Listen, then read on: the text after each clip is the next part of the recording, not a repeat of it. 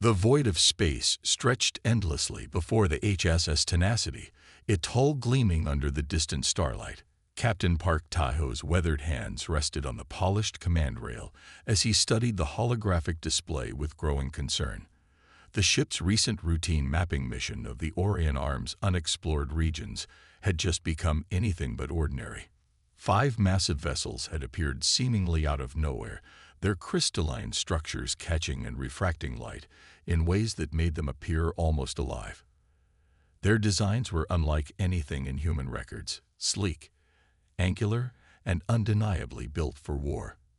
The ships moved with an eerie grace that spoke of centuries of space combat experience. "Multiple energy signatures detected, Captain," reported Lieutenant Kim Jae-yun, her fingers dancing across her console. Despite the tension filling the bridge, her voice remained steady. "Their weapons systems are powered but not yet targeting us." She paused, frowning at new data scrolling across her screen. "Their technology. It's far beyond our current understanding." The bridge crew worked efficiently at their stations, but Ta-Ho could sense their unease. This was humanity's first encounter with an alien civilization, and it wasn't going as the training simulations had suggested. The Tenacity's bridge, with its mixture of utilitarian design and repurposed mining equipment, suddenly felt very primitive compared to the alien fleet before them.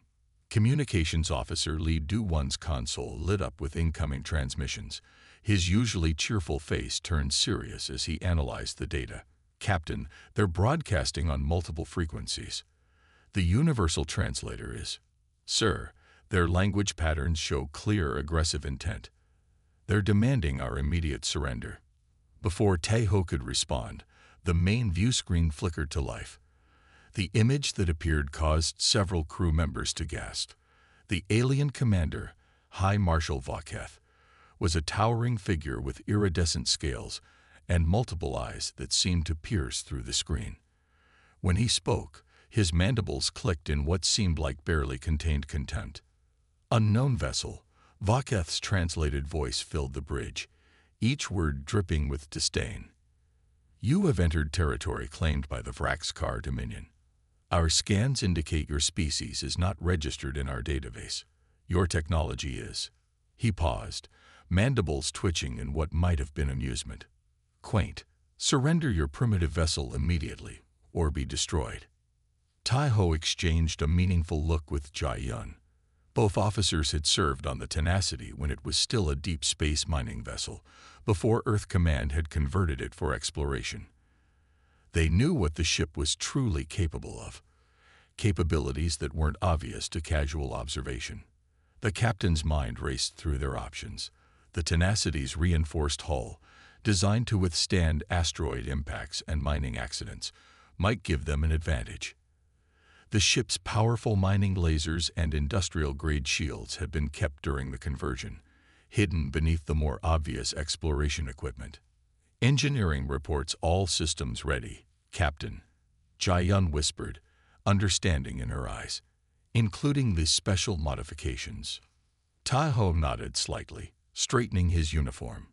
The fate of humanity's first contact rested on his next words. He'd spent years preparing for peaceful first contact, but it seemed fate had other plans. His hand moved to open a channel to respond to the Vraxkar's ultimatum. As he prepared to speak, Ta-Ho noticed something interesting about the alien fleet's formation. Despite their advanced technology, they were positioned as if expecting a conventional military encounter. They hadn't bothered to account for the possibility that this human vessel might be something other than what it appeared to be. That mistake would cost them dearly. "This is Captain Park Ta-Ho of the HSS Tenacity," he began, his voice calm and measured. "We are an exploration vessel from Earth, seeking peaceful contact with other civilizations." He paused, allowing his words to be translated. "However, if you're determined to treat us as enemies..." His hand moved to a hidden control panel, one that would activate systems the Vraxkar's scans hadn't detected. "We'll be happy to demonstrate why that's a very poor decision." The bridge crew tensed, ready for action.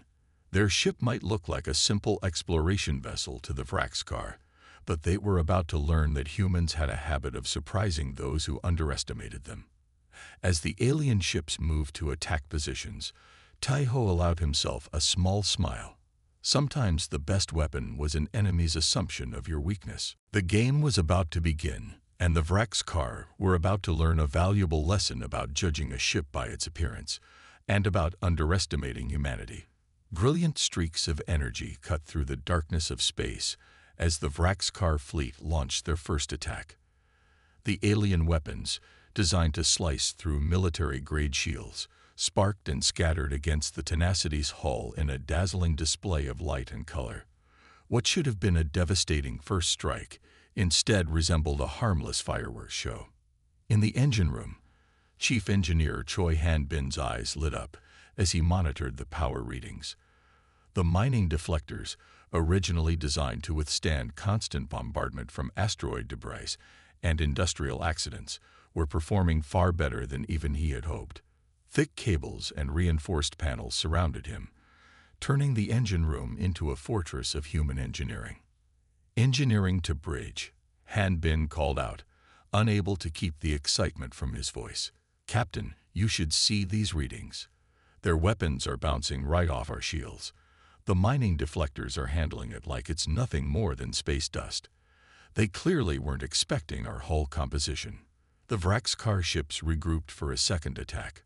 Their crystalline vessels moved in perfect formation, focusing their firepower on what they believed to be the Tenacity's weakest points. Energy beams, now intensified, struck the human vessel from multiple angles. Once again, the reinforced shields held firm. On the bridge of the lead Vraxkar ship, High Marshal Vaketh's mandibles clicked rapidly, a sign of growing frustration among his species.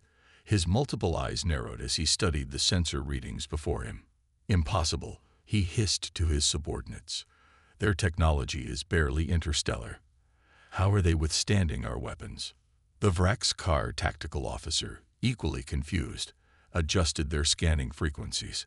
"High Marshal, their shield configuration is unlike anything in our database. It appears to be industrial in nature." Back aboard the Tenacity, Weapons Officer Song Mei worked furiously at her station. Her fingers flew across the controls as she reprogrammed the ship's mining laser arrays.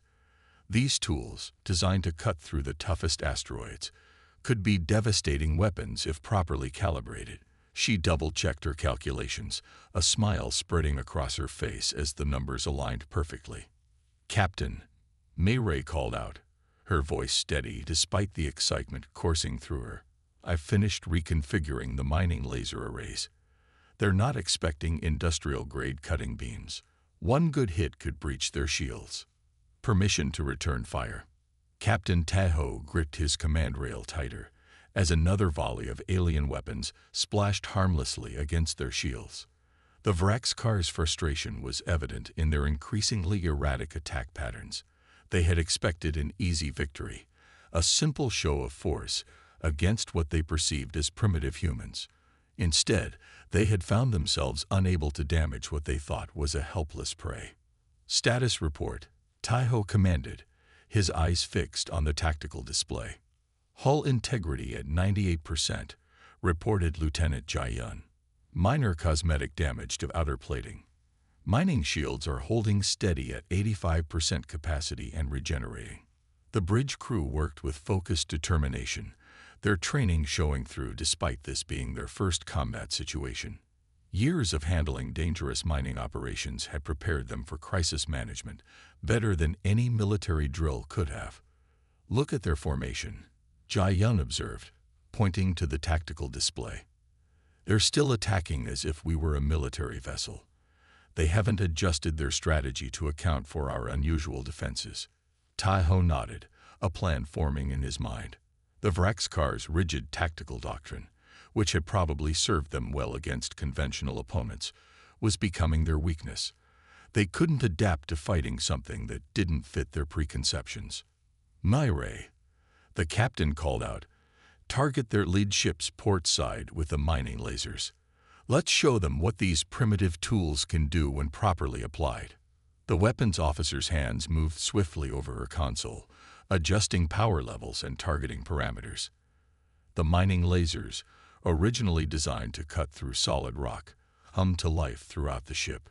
Their industrial-grade power cores, built to operate continuously for months of mining operations, now channeled their enormous energy reserves into a weapon the Vraxkar never saw coming. Ready to fire, Captain Mireille announced, her targeting solution locked on the lead ship's seemingly impenetrable crystalline hull.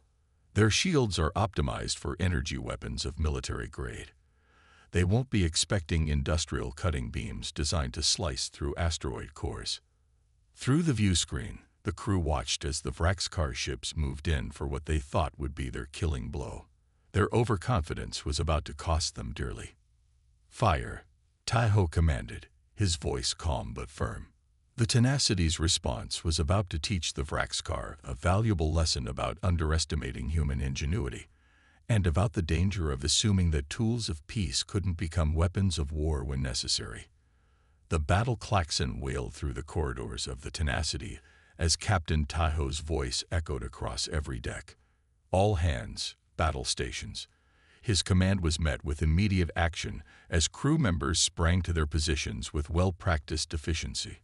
Unlike the specialized roles common on military vessels, every crew member on the Tenacity was cross-trained in multiple functions, a necessity born from their mining ship origins. In the bustling damage control center, team leader Yoon Soo-jin orchestrated her teams like a conductor leading a symphony. Screens surrounding her displayed real-time damage reports from across the ship as the Vraxkar continued their assault. Her people moved with purpose, their mining experience proving invaluable in this unexpected combat situation. Team 2, redirect power through the secondary conduits. Soo-jin commanded, her fingers flying across the control panel. Team 3, get those hull breaches sealed. Use the asteroid patch kits if you have to. The mining-grade repair equipment, designed to handle emergency repairs in deep space, proved remarkably effective at dealing with combat damage. Another impact rocked the ship. Soo-jin steadied herself against her console, watching as new damage reports flooded in. Her teams were already moving to respond before she could issue orders, a flexibility that came from years of handling mining emergencies where waiting for instructions could mean death. Through the observation windows, she could see her crews working in perfect coordination. Engineer Park Dalmin wielded an industrial plasma cutter with surgical precision, sealing a breach in seconds. Next to him, technician Kang Min-ho repurposed mining stabilizers to reinforce damaged structural supports. Their innovations happened on the fly, each crew member adapting their tools and skills to meet new challenges. On the Vraxkar vessels, the situation was markedly different. Their crews stood rigid at their posts, waiting for specific orders from their superiors before taking any action. Every decision had to flow through their chain of command. Every response had to follow established protocols. This rigid structure, which had served them well in conventional battles, now became their greatest weakness. "Hull breach on Deck 4, called out Sensor Officer Kim Jadwan. The Vraxkar have changed their weapon frequency." Soo-jin was already moving. Team 5, get to Deck 4. Use the magnetic seal foam. The foam, originally designed to temporarily patch asteroid mining holes, proved perfect for sealing combat damage. Her teams had discovered this adaptation during their first exchange with the alien vessels. Throughout the ship, similar scenes of innovation played out. In engineering, technicians repurposed mineral scanners to detect weaknesses in the enemy shields. The medical bay used mining trauma kits to treat combat injuries. Even the kitchen staff contributed, using their knowledge of pressure systems to help maintain atmospheric integrity in damaged sections. The Vraxkar continued their assault, but each attack was met with increasingly effective countermeasures. When they adjusted their weapon frequencies, the Tenacity's crews quickly recalibrated their shields. When they targeted specific systems, repair teams were already implementing innovative solutions using their mining equipment. "Soo-jin to bridge," she reported, watching her teams work. "Captain, we've modified the hull repair drones to actively reinforce our shield weak points." The mining robots are predicting impact zones and strengthening those areas automatically. This adaptive response clearly confused the Vraxkar. Their attacks, while powerful, followed predictable patterns that the human crew quickly learned to anticipate and counter. The aliens' rigid command structure prevented them from matching the Tenacity's rapid innovations. In the middle of the chaos, Sujin noticed something remarkable. Her teams weren't just repairing damage. They were improving the ship's systems with each fix. Mining shield generators were linked to create overlapping fields of protection. Industrial cutting tools were modified into point defense weapons. Every challenge presented by the Vraxkar was met with a uniquely human solution. Team 4 reports success with the modified shield harmonics, her assistant called out. They've adapted the asteroid deflection fields to disperse enemy weapon impacts. Sujin allowed herself a small smile as she coordinated another round of repairs. The Vraxkar had expected to find a primitive species, easy to defeat. Instead, they were facing an enemy whose very nature, adaptable, innovative, and unpredictable, made them more dangerous than any conventional military force. The Tenacity shuddered under another impact, but this time the damage was minimal. The crew's improvements were working, their innovations turning their supposedly primitive mining vessel into something the Vraxkar had never encountered before. As Sujin watched her team's work, she realized that humanity's greatest weapon wasn't their technology or their weapons. It was their ability to adapt, to innovate, and to turn any tool into exactly what they needed it to be. The battle was far from over, but with each passing moment, the balance was shifting. The Vraxkar's rigid military precision was no match for human creativity and adaptability. Their carefully planned assault was being undone by mining equipment and the ingenuity of those who wielded it. Deep in the heart of the Tenacity's engineering section, Chief Engineer Choi Han-bin hunched over his workstation, surrounded by holographic displays showing complex energy patterns. His eyes lit up as the modified mineral scanner arrays began producing exactly the results he'd hoped for. Sweat beaded on his forehead as he fine-tuned the frequencies, pushing the mining equipment far beyond its intended purpose. Captain. Han-bin's excited voice crackled over the ship's communication system. The mineral scanners. I've got them working in a way you won't believe. We can use them to disrupt their shield harmonics. These arrays were built to penetrate dense asteroid fields. With some adjustments, they're perfect for finding weaknesses in their defensive systems. The Tenacity's engines roared as Captain Tahoe put their modified drive system to the test. The hybrid propulsion system, originally designed to handle both precision mining operations and long-range exploration, gave them unprecedented maneuverability. The ship twisted and turned through space in ways that should have been impossible for a vessel of its size. On the bridge of the lead Vraxkar ship, targeting officers struggled to maintain weapon locks on the human vessel. Their advanced tracking systems, calibrated for traditional military engagements, couldn't predict the Tenacity's erratic movement patterns. The human ship moved like a dancer, each maneuver flowing smoothly into the next. "How are they moving like that?" demanded High Marshal Vakev, his mandibles clicking in frustration. Their engines should not be capable of such precision. His crew worked frantically at their stations, trying to adapt their targeting protocols to this unexpected challenge. Back on the Tenacity, Lieutenant Kim Jae-yun monitored the tactical display with growing excitement. The Vraxkar fleet's perfect formation was beginning to show cracks as they struggled to coordinate their attacks against the unpredictable human ship. "Captain, look at this," Jae-yun called out, highlighting patterns on her screen. "Their fleet formation is breaking down completely. Their ships are having to break ranks just to keep us in their weapon ranges. They've never encountered a ship that moves like ours." Han-bin's voice came through again. "The mineral scanners are giving us a complete picture of their shield structure. These crystalline ships of theirs. Their shield geometry is beautiful but rigid, just like their tactics. They can't adapt quickly enough to our changes."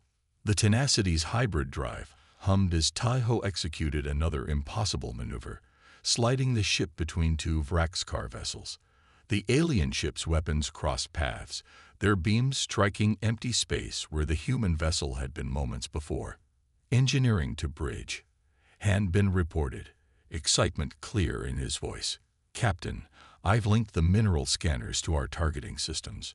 We're not just finding their shield weaknesses now. We can actively exploit them. Each scan gives us better data for the next attack. The bridge crew watched in amazement as their tactical displays filled with new information. The mineral scanners, designed to analyze asteroid composition, were providing detailed readings of the Vraxkar ship's structural weaknesses.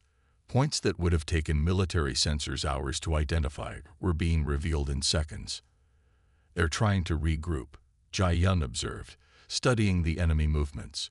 But their formation protocols don't account for a target that can move like we do. Their entire combat doctrine is based on fighting conventional warships. The Tenacity's engines pulsed again, the ship performing a complex spiral maneuver that brought it within striking distance of the nearest Vraxkar vessel. The alien ship's weapons tracked too slowly, its shots going wide as the human vessel slipped past its defenses. Han Bin's modifications were proving their worth. The mineral scanners, originally built to detect valuable ores inside asteroids, now painted a detailed picture of the enemy's vulnerabilities. Each scan revealed more about the crystalline structures of the Vraxkar ships, showing stress points and potential weak spots. Their shield harmonics are matched to their crystal hull structure, Han Bin explained through the comm. It's elegant engineering, but it's predictable. Our mining equipment is designed to analyze and exploit exactly these kinds of crystalline patterns. The Vraxkar fleet's coordinated attacks became increasingly desperate as they struggled to adapt to the situation. Their rigid command structure, which required approval for any deviation from standard tactics, left them unable to respond effectively to the Tenacity's unconventional approach. They're fighting the last war, Taiho observed, watching the enemy's frustrated attempts to corner his ship. All their experience, all their advanced technology, it's built around fighting enemies they understand. They never considered that mining equipment could be more dangerous than military weapons. The Tenacity continued its dance through space, each movement guided by the wealth of data flowing from their repurposed mining sensors. What had started as a desperate battle for survival was turning into a demonstration of human ingenuity and adaptability. The Vraxkar had brought their most advanced military technology to this fight, only to find themselves outmaneuvered by mining equipment in the hands of a crew that refused to accept the limitations of their tools. The modified mining lasers burst forth from the Tenacity's weapon ports, their industrial-grade beams precisely calibrated to Song Meirei's calculations. The energy struck the lead Vraxkar vessel's shields at exactly the frequency she had predicted. Instead of dispersing like traditional weapons, the mining lasers cut through the crystalline defenses as if they were slicing through an asteroid's core. Direct hit. Meirei's voice rang out across the bridge, her hands already adjusting for a second shot. Their port side is completely exposed. The mining lasers burned right through their shield matrix. The tactical display showed a gaping hole in the enemy ship's defenses, its crystalline hull now vulnerable to attack. Captain Taiho seized the moment, launched the mining drones, target their exposed sections. His order sent dozens of modified asteroid breaker drones, shooting out from the Tenacity's launch bays. These small, agile machines, originally designed to crack open resource-rich asteroids, had been reprogrammed for a very different kind of breaking. The drones swarmed toward the Vraxkar fleet like angry insects. Their industrial cutting tools, meant for precision asteroid mining, now sought out weak points in the alien vessel's crystal structures. The Vraxkar ship's point defense systems, programmed to target traditional weapons, struggled to track these unconventional attackers. In engineering, Chief Engineer Han Bin orchestrated a symphony of power redistribution. His fingers danced across control panels as he channeled energy through the ship's systems in ways that would have made the original designers stare in disbelief. Rerouting power from the mineral processing units to the forward shields. Han Bin called out over the comm, diverting auxiliary mining beam energy to the propulsion system. Each adjustment made the Tenacity more agile, more responsive, more lethal. The human ship moved with impossible grace, weaving between the massive Vraxkar vessels like a dancer among statues. Its hybrid drive system, pushed beyond its design limits by Han Bin's modifications, responded instantly to every command from the bridge. On the lead Vraxkar ship, High Marshal Vaketh watched in growing horror as his fleet's formation crumbled. The mining drones had attached themselves to his ship's hulls, their cutting tools sending vibrations through the crystal structures. Warning alarms blared as structural integrity readings dropped across his fleet. Impossible. Vaketh raged, his mandibles clicking furiously. These are mining tools. They cannot defeat our warships. But the evidence before him told a different story. His mighty fleet, pride of the Vraxkar Dominion, was being taken apart by repurposed industrial equipment. Back on the Tenacity, Mirai lined up another shot with the mining lasers. Second target locked. Their defensive formations are breaking down. They can't maintain their shield harmonics while trying to deal with the drones. The mining drones continued their relentless assault, their small size making them nearly impossible for the larger ships to target effectively. Each drone carried specialized cutting tools that could slice through meter-thick asteroid rock. The Vraxkar's crystalline hulls, despite their advanced technology, offered little more resistance. Engineering to bridge. Han Bin's voice crackled through the comm. I found a way to synchronize the drone's cutting frequencies. If we time it right, we can create resonance patterns in their crystal structures. Taiho understood immediately. Like using sonic vibrations to shatter glass, he mused. Do it. The effect was devastating. The coordinated drone attacks sent precisely calculated vibrations through the Vraxkar ship's hulls. The beautiful crystal structures that had seemed so imposing now became a weakness, as resonance patterns created spiderweb cracks across their surfaces. The Tenacity spun through space, its movements fluid and unpredictable. Han Bin's power management allowed the ship to shift direction instantly, making it seem to dance between enemy weapon fire. The Vraxkar gunners, trained to target military vessels, found themselves shooting at empty space as the human ship moved in ways their combat computers couldn't predict. They're trying to retreat. Jia Yun called out from her station. Their formation is completely broken. 2 of their ships are showing critical hull damage from the drone attacks. The mining drones pressed their advantage, their cutting beams now working in perfect synchronization. What had started as a desperate defense had turned into a coordinated assault that the Vraxkar had no answer for. Their mighty warships, designed to battle the most powerful military vessels in known space, were being defeated by mining equipment in the hands of innovative humans. Taiho watched the battle unfold with grim satisfaction. The Vraxkar had expected an easy victory over what they thought was a primitive species. Instead, they had learned a harsh lesson about human ingenuity and the danger of underestimating their ability to adapt. The Tenacity continued its assault, its repurposed mining equipment proving more effective than any traditional weapons could have been. As the Vraxkar fleet struggled to maintain any semblance of order, it became clear that this battle would be remembered as a testament to humanity's greatest strength, their ability to turn any tool, any technology, into exactly what they needed it to be. Chaos reigned among the Vraxkar fleet as their perfectly coordinated battle plan crumbled before their eyes. 2 of their mighty crystalline vessels listed in space, their once beautiful hulls now scared and cracked from the relentless assault of modified mining equipment. Warning lights flashed across their bridges as systems failed faster than their rigid protocols could address them. Communications Officer Li Du-1 monitored the frantic transmissions between the alien ships, his translation software struggling to keep up with their increasingly panicked exchanges. Captain, their command structure is completely breaking down, he reported, unable to hide the excitement in his voice. They're arguing among themselves about how to respond. None of their standard protocols cover this situation. Through the Tenacity's view screen, The crew watched as the proud Vraxkar formation dissolved into disarray. The alien ships, designed to fight in perfect synchronization, now moved erratically as each captain tried different tactics to counter the humans' unconventional attacks. In damage control, team leader Yoon Soo-jin orchestrated her crews with practiced efficiency.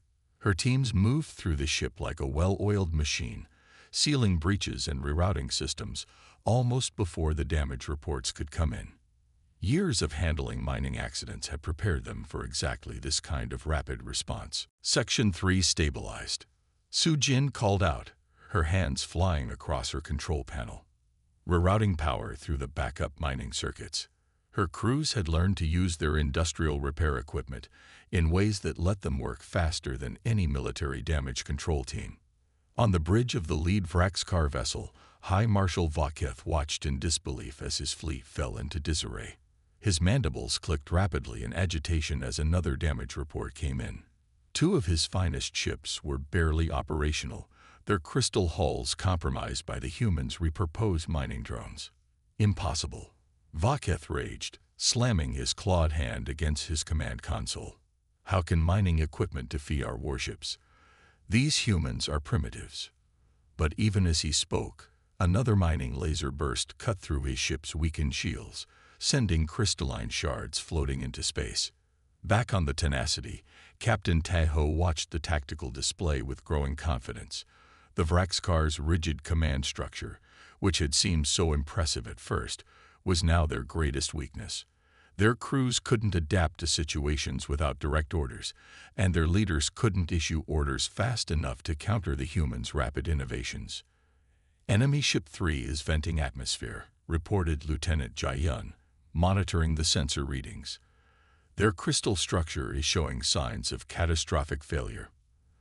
The mining drones' synchronized cutting beams are creating resonance patterns they can't compensate for. The Tenacity's hybrid drive hummed as it executed another impossible maneuver, sliding between two Vraxkar ships. The alien vessel's weapons crossed paths, their crews too slow to adjust their targeting solutions. The human ship's modified mining shields easily absorbed the few hits that managed to connect. In engineering, Chief Engineer Han Bin continued to push the ship's systems beyond their design limits. Rerouting power from the ore processing units, he called out, "Giving you everything the engines can handle, Captain." The Vraxkar fleet's desperate attempts to regroup failed as the Tenacity's mining drones pressed their advantage. The small machines, originally designed for precision asteroid cutting, now swarmed around the alien ships like angry hornets. Their industrial cutting beams, synchronized to create devastating resonance patterns, sent cracks spreading across the crystalline hulls. Their flagship's shield matrix is collapsing, Weapons Officer Mayray reported, her modified mining lasers already targeting the vulnerable sections. One more good hit, and we can disable their main power core. Soo-jin's damage control teams continued their remarkable work, staying ahead of any damage the increasingly ineffective Vraxkar attacks managed to cause. Their mining repair techniques, adapted on the fly for combat damage, proved more efficient than any conventional military approach. Hull integrity holding at 82%, Soo-jin reported from her station. All critical systems are stable. Mining shields are regenerating faster than they can damage them. The Vraxkar fleet's formation, once a perfect geometric pattern in space, had devolved into a scattered group of individual ships, each trying desperately to survive. Their sophisticated military technology, designed to fight conventional battles, proved useless against the innovative use of human mining equipment. Do-Won continued monitoring the enemy communications, his expression growing more amused by the moment. "Captain, they're actually arguing about whether to retreat. Their command structure requires unanimous agreement from all ship captains, but they can't reach consensus." Tae-ho allowed himself a small smile as he watched victory draw near. The Vraxkar had come expecting an easy conquest of a primitive species. Instead, they had found themselves outmaneuvered and outfought by humans using repurposed mining equipment. It was a lesson they wouldn't soon forget. As the battle reached its climax, It became clear that the Vraxkar's greatest mistake hadn't been underestimating human technology. It had been underestimating human adaptability and ingenuity. Their rigid military doctrine, which had served them well against conventional enemies, had no answer for an opponent who could turn mining tools into weapons and industrial equipment into defensive systems. Standing on the bridge of his battered flagship, High Marshal Vaketh struggled to process the reality of what had just happened. His mighty Vraxkar battle fleet, pride of the Dominion, was in full retreat from what should have been an easy conquest. Through the view screen, he watched his scattered ships limp toward their hyperspace jump points, their once pristine crystal hulls now scared and cracked. "How?" he whispered, his mandibles clicking softly in confusion. They were just miners. The human vessel hung in space before them, its modified mining equipment still humming with power. What had seemed primitive hours ago now looked far more dangerous than any conventional warship. The order to retreat had been the hardest command Vaketh had ever given in his long military career. Yet as he watched another of his ships struggle with failing systems, damaged beyond repair by repurposed mining tools, he knew he had no choice. The humans had done the impossible. They had turned industrial equipment into weapons more effective than anything in the Vraxkar arsenal. Aboard the Tenacity, Captain Park Tahoe stood calmly at his command station, watching the alien fleet prepare for their retreat. His crew worked quietly at their stations, their earlier excitement now replaced by professional focus. The mining ship-turned-exploration vessel had proven itself a worthy combatant. Enemy fleet preparing for hyperspace jump, Lieutenant Jai-Yun reported, monitoring her sensors. Their power signatures are highly unstable. Those resonance patterns from our mining drones did more damage than we thought. In engineering, Chief Engineer Hanbin was already starting repairs, his teams working to return their modified systems to normal operation. The ship's mining equipment, pressed into service as weapons of war, had performed beyond anyone's expectations. Last enemy vessel entering hyperspace, Du-1 announced from his communication station. The final Vraxkar ship disappeared in a flash of light, leaving only scattered debris as evidence of the battle. Taiho looked around his bridge, taking in the sight of his crew, miners and explorers who had just defeated a superior military force through innovation and adaptability. "Send a message to Earth Command," he told Du-1, a slight smile playing at his lips. "Tell them." First contact was interesting. The news of the battle spread rapidly through known space. In bars and gathering places across 100 worlds, aliens of all species shared the story of how a human mining vessel had defeated a Vraxkar battle fleet, each telling added new details, but the core message remained the same. Humanity had arrived on the galactic stage, not through diplomacy or trade, but by demonstrating their unique ability to adapt and overcome. In the weeks that followed, analysis of the battle became required study at military academies throughout the galaxy. The Vraxkar's mistake, experts agreed, hadn't been in underestimating human technology. It had been in underestimating human ingenuity. The ability to turn mining tools into weapons, to repurpose industrial equipment for combat, became legendary. The Tenacity's crew returned to Earth as heroes, though they maintained they had simply done what any humans would do: use whatever tools were available to solve the problem at hand. Their success changed how the galaxy viewed humanity. Species that had dismissed humans as primitive newcomers now approached with caution and respect. Back on his homeworld, High Marshal Vaketh faced the Dominion Council to explain his defeat. "They are not like us," he told the assembled leaders. "Their strength lies not in their technology, but in their ability to adapt. They see possibilities where we see limitations. They turn simple tools into powerful weapons. They are unpredictable." The Council took his warning seriously. The Vraxkar Dominion, for the first time in its history, issued a directive to avoid conflict with a technologically inferior species. The humans, they decided, were too dangerous to provoke. On Earth, Captain Tahoe and his crew were debriefed extensively. Military leaders were particularly interested in how they had modified their mining equipment for combat. But as Taiho explained to them, the real lesson wasn't about the specific modifications. It was about the human ability to innovate under pressure. "We didn't win because we had better technology," he told them. "We won because we refused to accept the limitations of our tools. That's what makes humans different. That's what makes us dangerous." The message echoed across the galaxy. Underestimate humans at your own risk.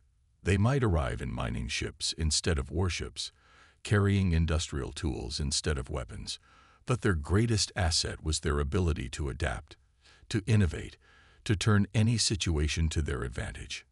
The age of human expansion into the galaxy had begun, and it had started not with a diplomatic handshake, but with a mining ship proving that humanity's greatest strength wasn't their technology. It was their infinite capacity to adapt and overcome.